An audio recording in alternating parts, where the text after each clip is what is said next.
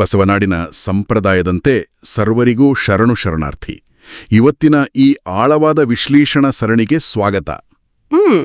ಶರಣು ಶರಣಾರ್ಥಿ. ಅಂದ್ರೆ ಇವತ್ತು ನಾವು ಚರ್ಚೆ ಮಾಡ್ತಿರೋ ವಿಷಯ ಇದೆಯಲ್ಲ, ಅದು ಕೇವಲ ಒಂದು 12ನೇ ಶತಮಾನದ ಸಾಹಿತ್ಯ ಅಲ್ಲ, ಅದು ನಮ್ಮ ಇಂದಿನ ದೈನಂದಿನ ಬದುಕಿಗೆ ಹಿಡಿದ ಕನ್ನಡಿ. ಹೌದು, ಖಂಡಿತ. ಇದು ಬಹಳ ಪ್ರಸ್ತುತವಾದ ವಿಚಾರ. ಈ ಶೈಕ್ಷಣಿಕ ವಿಶ್ಲೇಷಣೆ ಶುರು ಮಾಡೋಕೆ ಮುನ್ನ ನಮ್ಮ ಈ ಜ್ಞಾನ ಹಂಚಿಕೆಯ ಪ್ರಯತ್ನಕ್ಕೆ ಬೆಂಬಲ ಕೊಡಲು ಬಯಲುನೆ ಬಿತ್ತಿ ಯೂಟ್ಯೂಬ್ ಚಾನಲ್ ಸಬ್ಸ್ಕ್ರೈಬ್ ಮಾಡೋದನ್ನ ಮರಿಬೇಡಿ. ಹೌದು, ನಿಮ್ಮ ಬೆಂಬಲ ನಮಗೆ ಬಹಳ ಮುಖ್ಯ.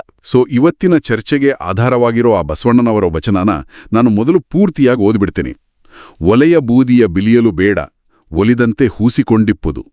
ಹೂಸಿ ಏನು ಫಲ, ಮನದಲ್ಲಿ ಲೇಸಿಲ್ಲದ ನಕ್ಕ. ಒಂದನಾಡೋ ಹೋಗಿ 9 ನಾಡುವ ಡಂಬಕರ ಮೆಚ್ಚ ಕೂಡಲ ಸಂಗಯ್ಯ. ಈ ವಚನ ಮೇಲ್ನೋಟಕ್ಕೆ ನೋಡಿದ್ರೆ ಭಸ್ಮ ಅಥವಾ ಬೂದಿ ಬಳದುಕೊಳ್ಳೋದ್ರ ಬಗ್ಗೆ ಮಾತಾಡ್ತಿದೆ ಅಂತ ಅನ್ಸುತ್ತೆ.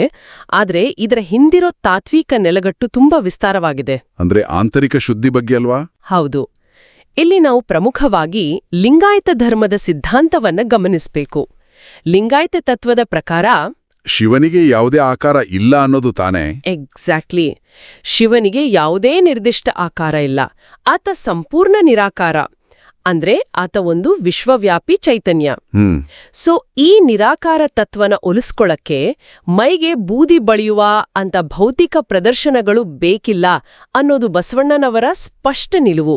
ಇದು ಬಹಳ ಮುಖ್ಯವಾದ ಪಾಯಿಂಟ್. ಯಾಕಂದ್ರೆ ನಾವು ಧರ್ಮದ ಹೆಸರಲ್ಲಿ ಅನೇಕ ಬಾರಿ ಬರೀ ಬಾಹ್ಯ ಆಚರಣೆಗಳಿಗೆ ಜಾಸ್ತಿ ಒತ್ತು ಕೊಟ್ಬಿಡ್ತೀವಿ. ನಿಜ. ಇಲ್ಲಿ ಮನದಲ್ಲೇ ಲೇಸು ಅಂದ್ರೆ ನಮ್ಮ ಆಲೋಚನೆ, ಇತರರ ಬಗ್ಗೆ ನಮಗಿರೋ ಕರುಣೆ, ನಮ್ಮ ನೈತಿಕತೆ.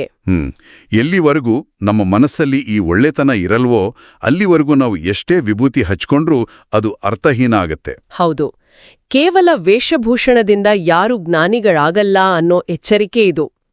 ಇದೇ ಕಾರಣಕ್ಕೆ ವಚನಕಾರರು ಕಪಟತನವನ್ನ ತೀವ್ರವಾಗಿ ವಿರೋಧಿಸಿದ್ರು. ಖಂಡಿತ. ಈ ವಿಚಾರಣ ಇನ್ನಷ್ಟು ಆಳವಾಗಿ ನೋಡೋಕು ಮುನ್ನ ಒಂದು ಸಣ್ಣ ವಿನಂತಿ. ನಮ್ಮ ಈ ಪ್ರಯತ್ನಕ್ಕೆ ನಿಮ್ಮ ಬೆಂಬಲ ನೀಡಿ ದಯವಿಟ್ಟು ನಮ್ಮ ಯೂಟ್ಯೂಬ್ ಚಾನೆಲ್ನ ಸಬ್ಸ್ಕ್ರೈಬ್ ಮಾಡಿ. ಈಗ ವಚನದ 2ನೇ ಭಾಗಕ್ಕೆ ಬರೋಣ. ಇಲ್ಲಿ ಬಸವಣ್ಣನವರು ಡಂಬಕ ಅನ್ನೋ ಪದ ಬಳಸಿದ್ದಾರೆ. ಡಂಬಕ ಅಂದ್ರೆ ಬೂಟಾಟಿಕೆ ಮಾಡೋ ಮನುಷ್ಯ. ಎಕ್ಸಾಕ್ಟ್ಲಿ. ತನ್ನಲ್ಲಿ ಇಲ್ಲದ ಗುಣಗಳನ್ನ ಇದೆ ಅಂತ ತೋರಿಸ್ಕೊಳ್ಳೋನು. ಆದರ್ಶದ ಬಗ್ಗೆ ಒಂದು ಮಾತಾಡಿ ಆಚರಣೆಯಲ್ಲಿ 9 ಬೇರೆ ಬೇರೆ ರೀತಿ ವರ್ತಿಸೋರೆ ಡಂಬಕರು. ಈ 9 ನಾಡುವ ಅನ್ನೋ ಪದಪ್ರಯೋಗ ಇದೆಯಲ್ಲ, ಇದು ನಿಜಕ್ಕೂ ಅದ್ಭುತ. ಇವತ್ತಿನ ಕಾಲದಲ್ಲಿ ನಾವು ಇದನ್ನೇ ಹೈಪಾಕ್ರಸಿ ಅಂತೀವಿ. ಹೌದು. ಸೋಷಿಯಲ್ ಮೀಡಿಯಾದಲ್ಲಿ ದೊಡ್ಡ ಆದರ್ಶದ ಮುಖವಾಡ. ಆದ್ರೆ ಕೆಲ್ಸದ ಜಾಗದಲ್ಲಿ ಲಾಭಕ್ಕೆ ಬೇರೆ ತರನೇ ವರ್ತಿಸ್ತೀವಿ. ಮನೇಲಿ ಇನ್ನೊಂದು ಮುಖ. ಹೀಗೆ ಬೇರೆ ಬೇರೆ ಸನ್ನಿವೇಶಕ್ಕೆ ತಕ್ಕಂತೆ ಮುಖವಾಡ ಹಾಕೋದು, ಹೇಳೋದೊಂದು, ಮಾಡೋದೊಂದು, ಇದೇ ತಾನೇ ಡಂಬಕತನ. ಹೌದು. ಹೀಗೆ ಬದುಕೋದೇ ಮಾನಸಿಕವಾಗಿ ಬಹಳ ದೊಡ್ಡ ಹೊರೆ. ಈ ದ್ವಂದ್ವತೆಯನ್ನೇ ಬಸವಣ್ಣ ಕಟುವಾಗಿ ಟೀಕಿಸಿದ್ರು. ಮನುಷ್ಯನ ಈ ಕಪಟತನ ಆತನ ವ್ಯಕ್ತಿತ್ವ ಮಾತ್ರ ಅಲ್ಲ, ಇಡೀ ಸಮಾಜದ ಸ್ವಾಸ್ಥ್ಯನ ಹಾಳ್ಮಾಡುತ್ತೆ. ಸಮಾಜದ ಮುಂದೆ ಭಾಷಣ ಮಾಡಿ ನಿಜ ಜೀವನದಲ್ಲಿ ಶೋಷಣೆ ಮಾಡೋ ಈ ದ್ವಂದ್ವನ ಕೂಡಲ ಸಂಗಮದೇವ ಎಂದಿಗೂ ಒಪ್ಪಲ್ಲ. ಸತ್ಯದ ಅರಿವು ಬರೀ ಮಾತಲ್ಲಿರಬಾರದು, ಅದು ಕೃತಿಗೂ ಇಳಿಬೇಕು. ಹೌದು. ದೇವರಿಗೆ ಬಾಹ್ಯ ಆಚರಣೆಗಳಿಗಿಂತ ನುಡಿ ಮತ್ತೆ ನಡೆಯ ನಡುವಿನ ಸಮನ್ವಯತೆಯೇ ನಿಜವಾದ ಭಕ್ತಿ ಅನ್ನೋದು ಈ ವಚನದ ಅಂತಿಮ ಸಂದೇಶ.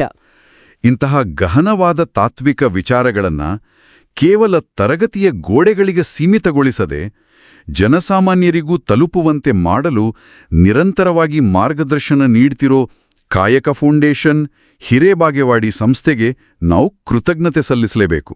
ಖಂಡಿತವಾಗಿಯೂ ಅವರ ಮಾರ್ಗದರ್ಶನದಿಂದಲೇ ಇಂತಹ ಮೌಲ್ಯಯುತ ಚರ್ಚೆಗಳು ಸಾಧ್ಯವಾಗ್ತಿದೆ. ಈ ಆಳವಾದ ವಿಶ್ಲೇಷಣೆಯ ಕೊನೆಯಲ್ಲಿ ನಾವು ನಮ್ಮ ಆತ್ಮಸಾಕ್ಷಿಗೆ ಒಂದು ಪ್ರಶ್ನೆ ಕೇಳ್ಕೋಬೇಕು. ಅದೇನು? ಪ್ರಸ್ತುತ ಸಮಾಜದಲ್ಲಿ ನಾವೆಲ್ಲರೂ ಇತರರ ಮೆಚ್ಚುಗೆಗಾಗಿ ಬಾಹ್ಯವಾಗಿ ಎಷ್ಟೊಂದು ಮುಖವಾಡಗಳನ್ನು ಧರಿಸ್ತಿದ್ದೀವಿ ಅಲ್ವಾ? ಹೌದು. ನಾವೆಲ್ಲರೂ ಯೋಚಿಸಬೇಕಾದ ವಿಷಯ ಇದು. ನಮ್ಮ ಮಾತಿಗೂ ನಮ್ಮ ದೈನಂದಿನ ಕ್ರಿಯೆಗಳಿಗೂ ನಡುವೆ ನಿಜಕ್ಕೂ ಸಾಮರಸ್ಯ ಇದೆಯಾ? ಅಥವಾ ನಮ್ಮ ಅರಿವಿಗೆ ಬಾರದಂತೆಯೇ ನಾವು ಕೂಡ ಡಂಬಕರಾಗ್ತಿದ್ದೀವ? ಇದು ನಿಜಕ್ಕೂ ಪ್ರತಿಯೊಬ್ಬರೂ ಪ್ರಾಮಾಣಿಕವಾದಿ ಆತ್ಮಾವಲೋಕನ ಮಾಡಿಕೊಳ್ಳಬೇಕಾದ ವಿಚಾರ. ಖಂಡಿತ.